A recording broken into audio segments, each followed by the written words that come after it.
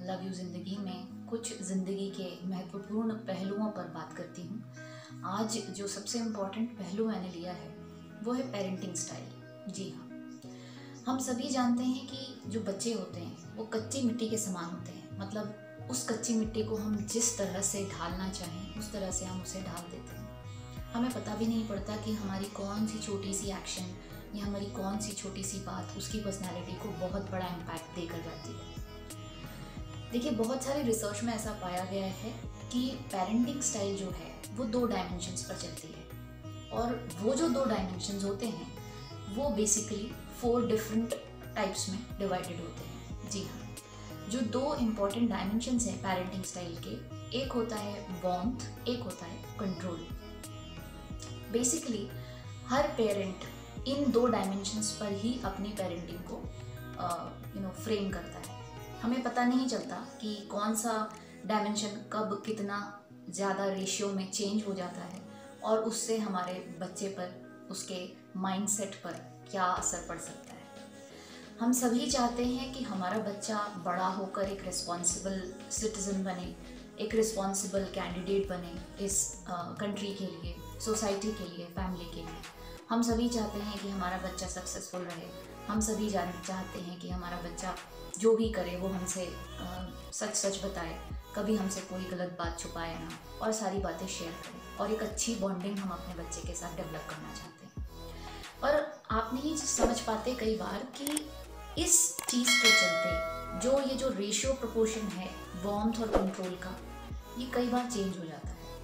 सो आइए देखते हैं कि किस तरह से ये 2 dimensions 4 types of parenting style में कन्वर्ट होते हैं और उसका इम्पैक्ट क्या पड़ता है बच्चे के ऊपर।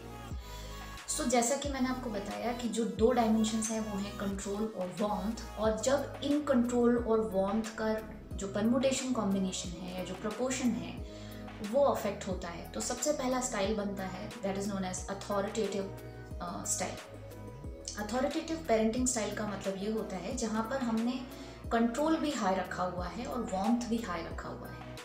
सो that is authoritative parenting style. According to child psychology, authoritative parenting style को बेस्ट कंसिडर किया गया है। बहुत सारी रिसर्च में बहुत सारे साइकोलॉजिस्ट ने ये प्रमाणित किया है कि जो अथॉरिटेटिव पेरेंटिंग स्टाइल है वो बेस्ट माना जाता है। ऐसा क्यों? ऐसा इसलिए क्योंकि अथॉरिटेटिव पेरेंटिंग स्टाइल में हम कंट्रोलिंग भी उतनी ही रख रहे हैं जितना हम अफेक्शन रख रहे हैं। अगर किसी बच्चे पर आप ज़्यादा कंट्रोल रखते हैं और उसको उतना प्यार नहीं देते, तो उस बच्चे के मन में आपके प्रति एक गलत भावना पैदा होने लगती है। उसको लगता है कि मेरे पेरेंट्स हर वक्त मुझे डांटते हैं, मुझे सुनते नहीं, मुझे समय नहीं देते। इसीलिए जब आप बच्चे पर कंट्रोल करने की कोशिश करते हैं, तो कंट्रोल का मतलब ये नहीं कि आप उसे हर वक्त डांटें, बल्कि कंट्रोल करने का मतलब ये होता है कि उसे बचपन से ही सही गलत की शिक्षा दें, उसके अंदर नैतिक मूल्यों को डेवलप करने के लिए उसको एक डायमेंशन दे, थॉट प्रोसेस दे, जिस तरह से वो सोच पाए, अपने मॉरल्स डेवलप कर पाए, आगे चलकर ज़िंदगी में सही गलत को पहचान पाए। उसी तरह से उसको अफेक्शन भी उतना ही दीजिए। अफेक्शन भी उतना ही दीजिए से मेरा मतलब ये है कि उसके दोस्त बनिए, उसे प्यार दीजिए, उसके साथ खेलिए, उसके साथ समय बिताइए, उसकी हर बात को सुनने की कोशिश करिए और उस पर कभी भी जजमेंटल मत होइए। देखिए, कई बार बच्चे जब छोटे होते हैं तब तो वो अपनी सारी बातें बता देते हैं, क्योंकि उनको लगता है मम्मी पापा क्या सोचेंगे, क्या समझेंगे, इस तरह से वो सोच नहीं पाते। लेकिन जब वो धीरे धीरे टीन एज पर आते हैं, तो टीन एज एक ऐसी स्टेज होती है किसी भी बच्चे के लाइफ में जहाँ पर उसके दिमाग में भी एक क्वेश्चन खड़ा होने लगता है कि अगर मैंने ये बात अपने पेरेंट्स को बताई तो वो मुझे डांट सकते हैं, वो मुझे गलत समझ सकते हैं। कई बार जाने अनजाने बच्चे गलतियाँ करते हैं और वो हमसे शेयर करते हैं। अगर कोई बच्चा गलती भी करता है तो उसको आप सही तरीके से, सही एग्जाम्पल्स के साथ उसकी उस गलती को करेक्ट करने की कोशिश करिए। उसे डांटिए मत, उसे मारिए मत, कभी भी बच्चे पर हाथ मत उठाइए। सो अथॉरिटेटिव पेरेंटिंग स्टाइल को इसीलिए बेस्ट कंसिडर किया गया है साइकोलॉजी, चाइल्ड साइकोलॉजी के हिसाब से और रिसर्च के हिसाब से, बिकॉज यहाँ पे हम बच्चे पर जितना कंट्रोल रखते हैं उतना ही हम उसके साथ फ्रेंडली होकर रहते हैं, अफेक्शन रखते हैं, उसको समय देते हैं और हम एक अच्छी बॉन्डिंग डेवलप कर पाते हैं। सेकेंड स्टाइल जो है दैट इज अथॉरिटेरियन। अथॉरिटेरियन और अथॉरिटेटिव में थोड़ा सा फर्क है। अथॉरिटेरियन का मतलब ये होता है कि यहाँ पे जो पेरेंट है, कई केसेस में ऐसा देखा गया है कि पेरेंट बच्चे पे कंट्रोल बहुत ज़्यादा रखते हैं पर अफेक्शन कम रखते हैं। अब जब बच्चे पे आप कंट्रोल बहुत ज़्यादा रखते हैं और उसको अफेक्शन नहीं देते हैं तो बच्चे के मन में एक नेगेटिव थॉट प्रोसेस शुरू हो जाती है कि मुझे किसी भी बात के लिए बहुत सारी परमिशन लेनी पड़ती है या मुझे बहुत डांट पड़ती है या मेरे पे बहुत ज़्यादा रिस्ट्रिक्शंस लगे हुए हैं। तो कभी भी बच्चे को बहुत ज़्यादा रिस्ट्रिक्शंस में बांधने की कोशिश मत करिए। उस बच्चे को अगर बचपन से इस तरीके की कंडीशनिंग दी जाती है, जैसे अथॉरिटेटिव में हमने डिस्कस किया कि सही क्या है गलत क्या है, एक स्टेज के बाद आप बच्चे को जब खुद ये पावर देते हैं कि now you take your own decision, बच्चा गलत डिसीजन कम लेता है। उसका जो गलत डिसीजन लेने का जो परसेंटेज है ना वो बहुत कम हो जाता है क्योंकि उसको समझ आ जाती है। लेकिन अगर हम स्टार्टिंग से किसी बच्चे पर इम्पोज करते रहेंगे, हम उसको फोर्स करते रहेंगे कि नहीं हमने जो कहा है वही करना है, अपने मन से मत करो या कोई डिसीजन अपने हिसाब से मत लो, या हमने जो करियर तुम्हारे लिए सोचा है उसी करियर में तुम्हें जाना है, या तुम्हारी लाइफ हमने जैसे डिसाइड की है वैसे ही तुम्हें जीना है, तो ऐसे आपका जो बच्चा है उसमें कंट्रोलिंग आप ज़्यादा दे रहे हैं और वार्मथ कम दे रहे हैं। जब आप वार्मथ कम दे रहे हैं तो वो अथॉरिटेरियन स्टाइल हो जाता है, तो बच्चे को प्यार भी चाहिए। तो यहाँ इस स्टाइल में क्या होता है, बच्चे को हम कंट्रोल ज़्यादा कर रहे हैं पर हम उसके साथ बॉन्डिंग जो है वो अच्छी नहीं बना रहे हैं। थर्ड जो स्टाइल होता है that is permissive parenting style. Permissive parenting style का मतलब ये होता है, यहाँ पर बहुत सारे केसेस में ये ऑब्जर्व किया गया है, रिसर्च में ये पाया है कि पेरेंट्स कई बार बच्चों को बहुत पैम्पर करते हैं। अब बहुत पैम्पर करने की वजह से जो वार्मथ का परसेंटेज है पेरेंटिंग में वो बहुत ज़्यादा बढ़ जाता है और कंट्रोलिंग रिड्यूस हो गया। देखिए ये फिर डिसबैलेंस हो गया। अब क्या हुआ, जब वार्मथ ज़्यादा होने लगी, जब प्यार अफेक्शन है ना, पैम्परिंग ये ज़्यादा होने लगी, तो बच्चे ने इस चीज़ को गलत तरीके से लेना शुरू कर दिया। Now your child will run the show, वो जैसा कहेगा आपको वैसा करना पड़ेगा, और अगर आप नहीं सुनेंगे तो ही और शी में create any kind of drama और रोना और परेशान करना, चिड़चिड़ करना, इस तरीके से उसके बिहेवियर में प्रॉब्लम्स आना शुरू हो जाएंगी बिकॉज उसको पता है कि मुझे मेरी ज़िद मनवाना आता है। सो परमिसिव पेरेंटिंग स्टाइल को भी अप्रिशिएट नहीं किया जाता। आपको ये पता होना चाहिए कि आपको आपके बच्चे को किस पॉइंट पर कंट्रोल करना है, किस पॉइंट पर उसे फ्री छोड़ना है। सो परमिसिव पेरेंटिंग स्टाइल भी बहुत ज़्यादा बेटर नहीं होती। इस केस में क्या होता है, जब बच्चा बड़ा होता है, जब वो एक टीनेज क्रॉस करता है तो बच्चा गलत आदतों का शिकार होने लगता है। जैसा कि आजकल हम देखते हैं बहुत सारी न्यूज़ आती है जहाँ पर बच्चों को ड्रग एडिक्शन हो गया है, या लेट नाइट्स पब पार्टी करते हैं, या घर में नहीं बताते, बिना बताए कहीं और चले जाते हैं, पेरेंट्स को झूठ बोलते हैं, जो कि बहुत गलत बात है। सभी बच्चों को भी मैं इस वीडियो के माध्यम से यही एक मैसेज देना चाहती हूँ कि अपने पेरेंट्स को अपना फ्रेंड बना कर रखिए। अपनी हर सही गलत अच्छी बुरी सब बातें अपने पेरेंट्स के साथ शेयर करिए।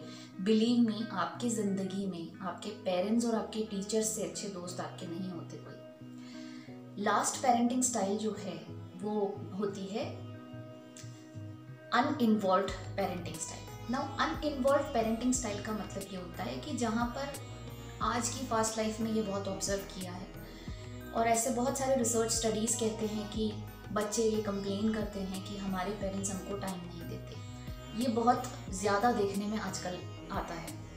ये अंडरस्टूड है कि बहुत सारे पेरेंट्स जो हैं वो बहुत बड़े बिजनेस रन कर रहे हैं या वो कॉर्पोरेट सेक्टर में तो बहुत प्रेशर में होते हैं। उनकी जो मदर्स हैं वो घर संभाल रही होती हैं, उन पे घर की बहुत रिस्पॉन्सिबिलिटी है, या छोटे भाई बहन होते हैं, या उनके जो इन लॉज हैं वो साथ में हैं, या घर की जवाबदारियाँ हैं, या वर्किंग हैं। So there can be many reasons where you are involved into some other work and you are not spending enough time with your child. So when you don't involve with your child, it leads to very problematic issues later on.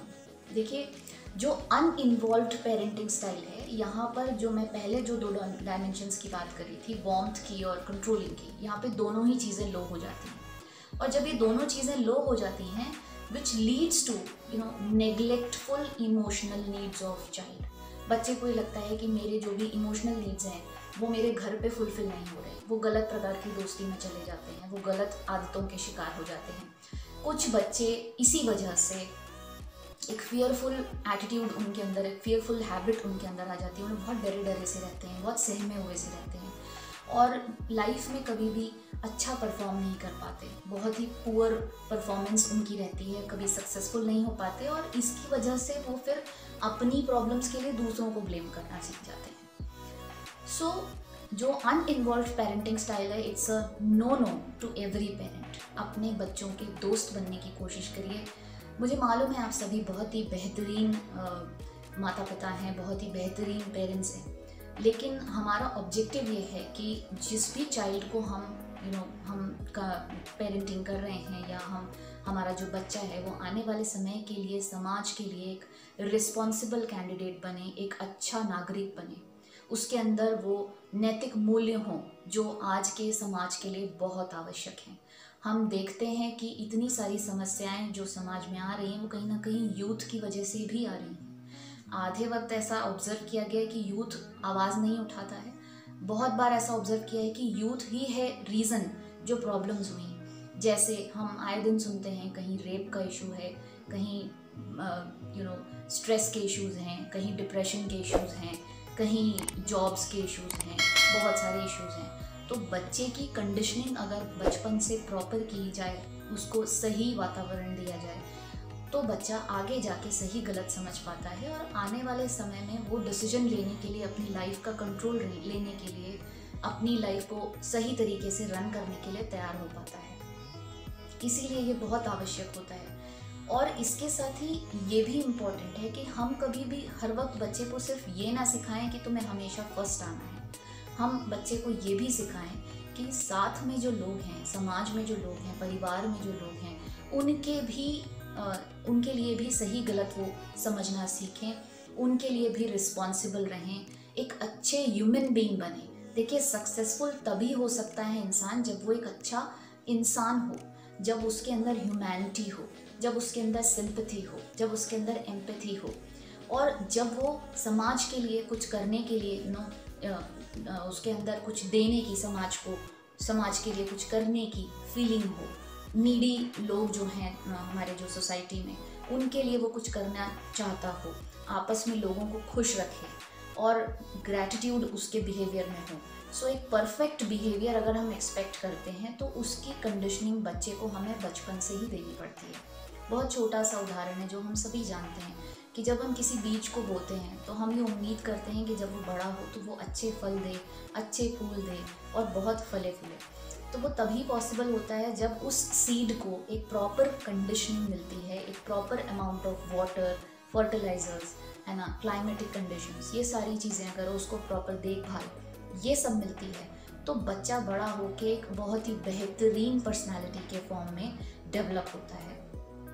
तो कोशिश करिए कि उसके साथ अच्छा bond बना सकें, उसके लिए एक मॉरल और मेंटल सपोर्ट हो सके, जिससे वो अपनी सारी समस्याएं आपसे शेयर करे, डरे नहीं और कभी भी किसी गलत रास्ते को ना चुने और एक अच्छा ह्यूमन बीइंग बने और सक्सेसफुल रहे लाइफ में। उम्मीद करती हूँ इस वीडियो में आपको कुछ इम्पॉर्टेंट टिप्स मैंने ज़रूर शेयर की होंगी, आपको पसंद आएगा। इसी के साथ आज के इस वीडियो से विदा लेती हूँ। स्टे हैप्पी, स्टे ब्लेस्ड, से लव यू जिंदगी। नमस्कार।